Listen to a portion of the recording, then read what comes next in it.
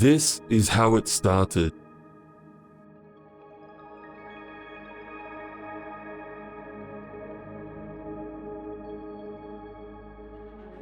And this is how it ends. For centuries, there have been doomsday prophets telling the world that we face imminent destruction. Each time the prophecies have been made, they have ended in embarrassment for the prognosticators. But today, we live in an age which no longer needs to talk about supernatural knowledge of impending doom. It is not a question of who has inside information from the heavens, so much as it is a question about who has the courage to look our fate square in the eye and face it with dignity. In apocalyptic movies and novels, the authorities traditionally hide the truth from the masses for fear of the disasters that global panic could cause.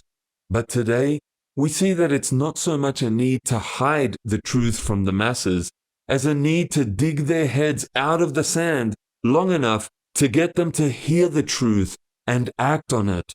It only took a relatively minor disruption to our daily routine caused by COVID-19 to reveal just how far into the sand the masses of the world will dig in an effort to escape uncomfortable truths. This same denial has dominated talk of the far more catastrophic threats to the environment that global warming represents. Governments that were able to mobilize themselves enough to soften the blow of COVID have already given in to the anti-mask brigade for fear of losing re-election. And when it comes to climate change, these same governments will not even start a realistic campaign against the ravages of our suicidal addiction to fossil fuels. But there is a greater and far more immediate danger facing the human race, which makes extinction through climate change sound like waiting for the sun to burn out. Only a handful of people dare to even mention the real threat, and those who dare to say it insist that we can overcome the problem through such bizarre actions as plugging our brains into computers, like we just need to stick a quantum computer into every shirt pocket in the world and all our problems will be solved. Damage from climate change will have hardly scratched the surface of the earth before we have wiped ourselves out, both morally and physically, through our unbelievably reckless and cruel use of something that we have been boasting about like it is our greatest virtue ever since Adam and Eve ate of the forbidden fruit in the Garden of Eden.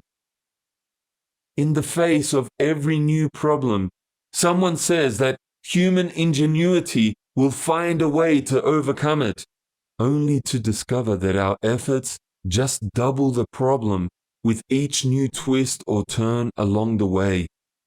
We never learn.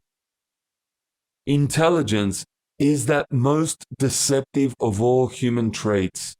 Knowledge is wonderful, to be sure, but without a corresponding change in other areas, intelligence just magnifies the potential for evil that rests within each of us.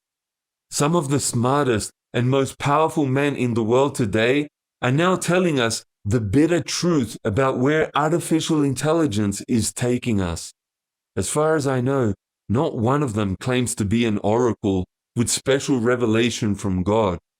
It is their intimate knowledge of artificial knowledge itself that has so horrified them that they have, in the words of Elon Musk, stated that artificial intelligence, the stuff that already tracks our every move and is already doing much of our thinking for us, is unstoppable.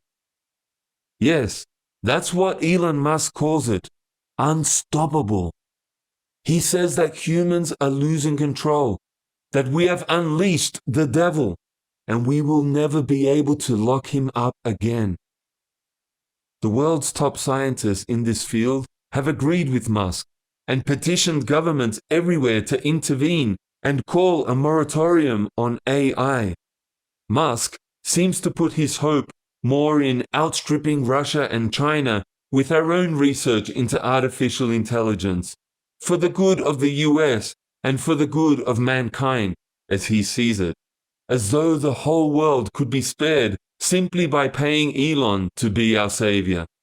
But the scientists who joined with Musk in warning the world have already observed that even democracy has been transformed forever by the market forces of information technology, where algorithms pander to the lowest common denominator in human impulses. Hate sells, cruelty abounds, lies entertain. Tragically, computer technology is now able to create irrefutable evidence of the worst lies you could imagine about your political opponents, thus frightening votes into your camp for fear of the fake news you have created on the other side. The best that anyone can hope for is the cruelty to fabricate even more sensational lies than what their accusers have fabricated about them. In the end, only liars will make it into the runoffs, and only the worst liars will win.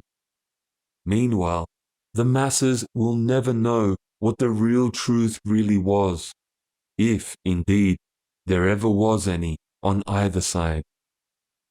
We saw how close America came to that in the last election, and we are now looking down the gun barrel of an even worse election, where both sides are going to be forced to compete for Liar of the World honors in the name of political survival.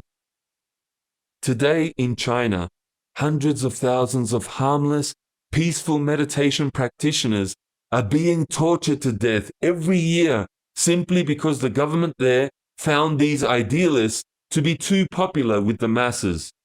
1 billion people are being told that Falun Dafa practitioners are monsters, unworthy of the name human, and deserving of every form of torture that the government can impose on them. But what is the rest of the world doing about what is happening in China?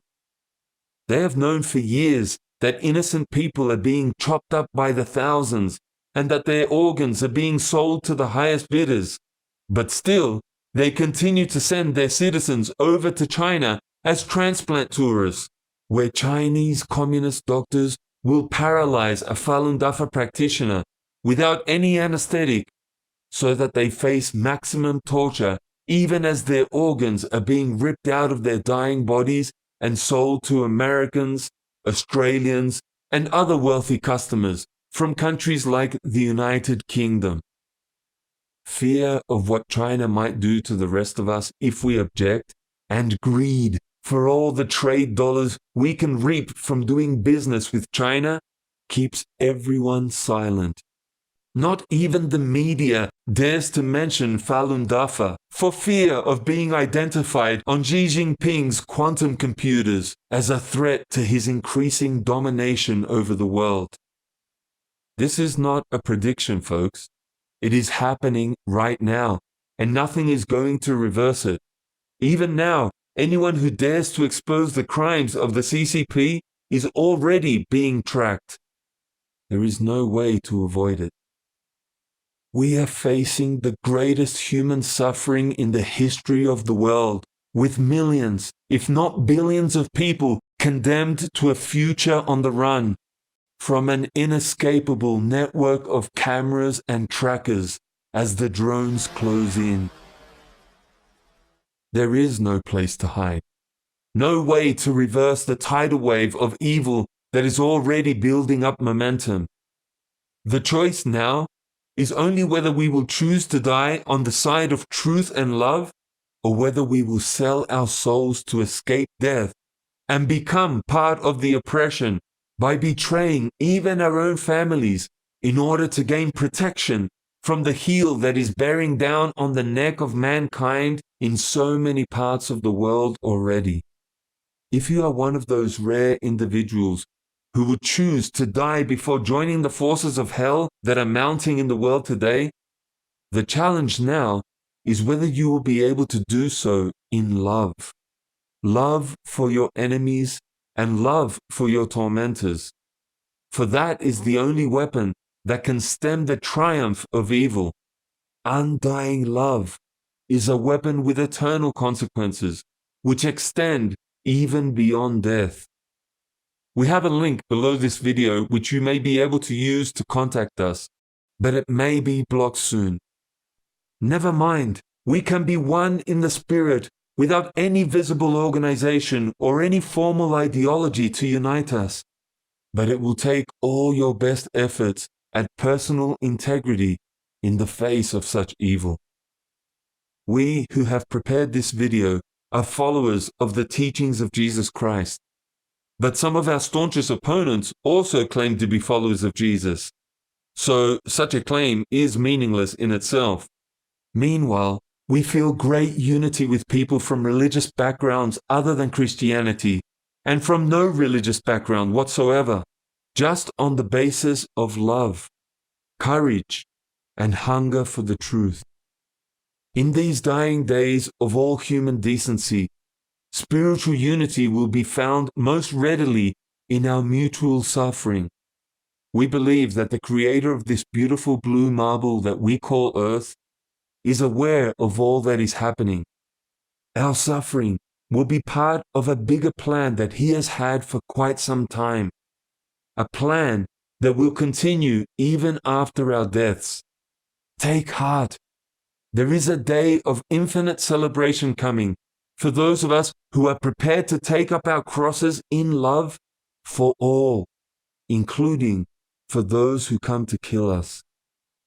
Please do all you can to pass this message on to others while you still have the time to do so.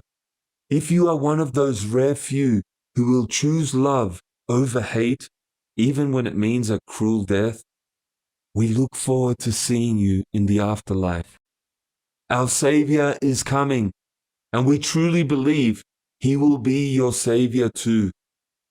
God bless you, and thank you for listening.